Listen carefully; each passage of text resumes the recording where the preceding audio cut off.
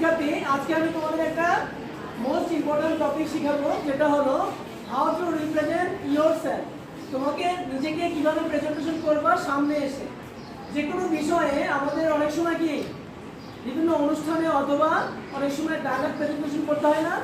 আমাদের যে নতুন কারিকুলামে হাতে কলমে যে শিক্ষণ, এই শিক্ষণের ক্ষেত্রে অনেক সময় কি করতে হয়, বিভিন্ন ক্ষেত্রে আমাদের সামনে এসে অ্যাসাইনমেন্ট প্রেজেন্টেশন করতে হয়।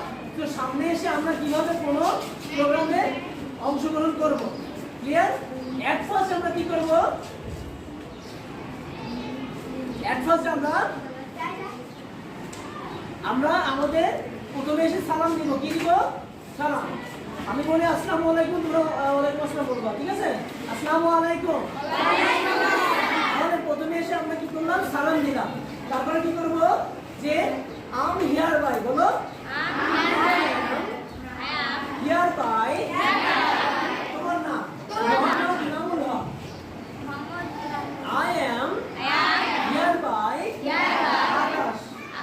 reading in class 6 at Al-Haj Mofiduddin Academy, Ruling,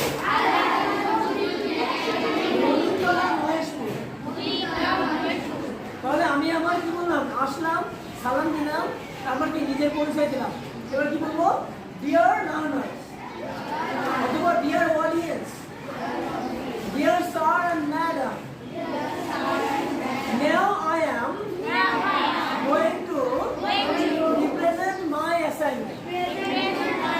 আমি এখন আমার অ্যাসাইনমেন্ট মানে উপস্থাপনা করছি। Here my topic is অথবা my assignment topic name is my school, my classroom. Okay?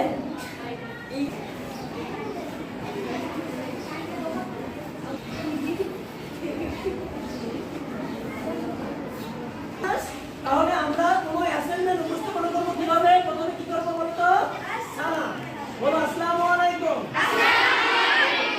তারপর দ্বিতীয় স্টেপে কি করব?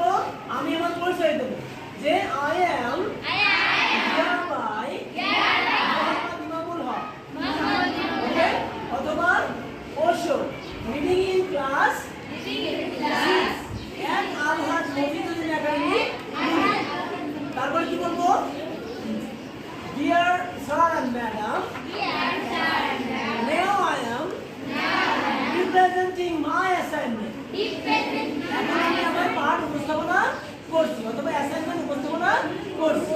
এবার আমি আমার টপিকের নাম বলবো, অ্যাসাইনমেন্টের নাম বলবো, তাই না? যে my topic name is a dream school. Okay? Do you understand? এই বলে আমরা মূল আমাদের সে ডায়লগ হোক বা কবিতা হোক অথবা গান হোক, সেই মূল প্রোগ্রামটা শুরু করব। আন্ডারস্ট্যান্ড? আবার আমার কবিতা আবৃত্তি অথবা অ্যাসাইনমেন্ট উপস্থাপনা শেষ, লাস্টে কি বলবো? বলো দ্যাটস ওয়াল